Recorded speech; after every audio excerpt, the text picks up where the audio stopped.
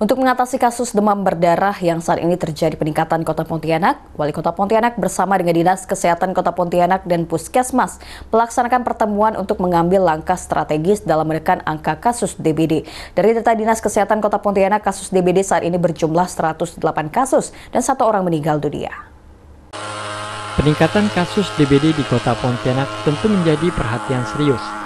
Dalam pertemuan dengan Dinas Kesehatan Kota Pontianak dan Puskesmas, langkah strategis akan diambil untuk menekan kenaikan kasus DBD di Kota Pontianak. Menurut Wali Kota Pontianak, Edi Rustikamtono, di Kota Pontianak saat ini kasus penyakit DBD sebanyak 108 kasus, di mana 1 orang meninggal dunia. Selain itu, beberapa kecamatan seperti Kecamatan Pontianak Kota dan Pontianak Utara, angka kasus penyakit DBD cukup tinggi. Kalau data yang ada 108 kasus, 1 meninggal. Ini naik turun.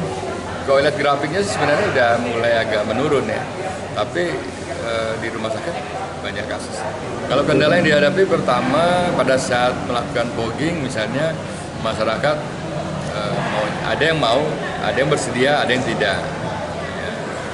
Terus mereka maunya hanya hari Sabtu dan Minggu misalnya. Mungkin karena jam kerja ya. Nah, itu aja sih kendalanya, termasuk untuk kita ajak membersihkan lingkungan. Mereka kadang lupa, atau ini rumah-rumah yang kosong ya tinggal, itu juga harusnya kita sasar juga. Kalau dari kasus itu, kalau menurut kelurahan ya, itu yang banyak 1 di Sungai Bangkong. Sungai Bangkong karena ini karakteristik dari masyarakat di situ tuh kebanyakan suka nampung air di tempat-tempat itu, wadah-wadah gitu kan, mau digunakan. Kemudian ada di Siantan dulu ya, kemudian yang tinggi lagi itu Kota Baru, itu yang tinggi ada di situ.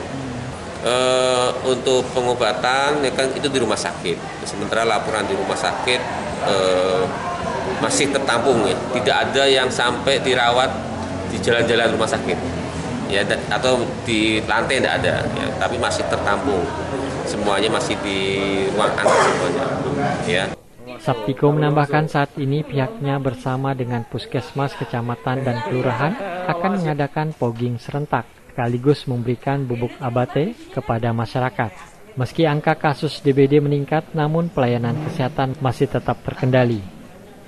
Dari Pontianak, Bardian Pasore, iNews melaporkan.